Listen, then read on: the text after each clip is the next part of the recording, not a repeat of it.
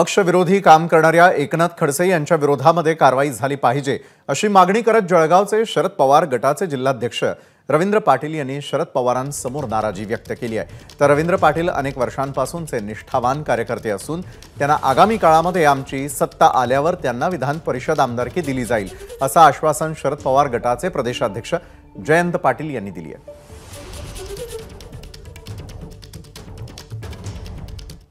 पक्षाच्या विरोधी जे काम करता त्याच्याकरता देखील भूमिका साहेब आपल्याला घ्यावी लागेल, नाही ते जनता आम्हाला सतत सतावते की तुम्ही निष्ठावान म्हणून काम करतात, पक्षाच्या विरोधी जे काम करतात, ज्यांना आमदारकी दिली, ज्यांना संकट काळात आपण हात दिला, आज प्रामुख्याने ते भाजप करता मतं मागतायत।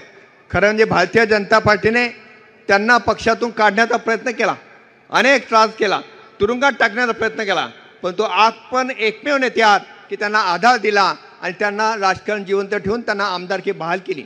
माझी विनंती आहे की पक्ष शिस्त म्हणून जयंत पाटील साहेब या मतदारसंघात काही नेते कार्यकर्ते जर विरोधी काम करतील तर रोहिणीताई आणि आम्ही आमच्या सैन्याने त्यांच्या कारवाई झालीच पाहिजे ही विनंती प्रामुख्याने आम्ही करतोय। रवींद्र भैयांच्या सारखं नेतृत्व पारदर्शी, प्रामाणिक, निष्ठावंत मिळणं सोपं नाहीये। रवींद्र भैयांचा निष्ठा पवार साहेबांच्यावर किती आहे मी जवळून पाहिलेलं आहे आणि म्हणून तुम्ही रवींद्र भैया चिंता करू नका। पवार साहेबांनी आणि आम्ही ठरवलेलं आहे उद्याचं राज्य रवींद्र भैया आपलंच येणार आहे। महाराष्ट्रातलं चित्र बदललं तर आपलं राज्य येणार आहे।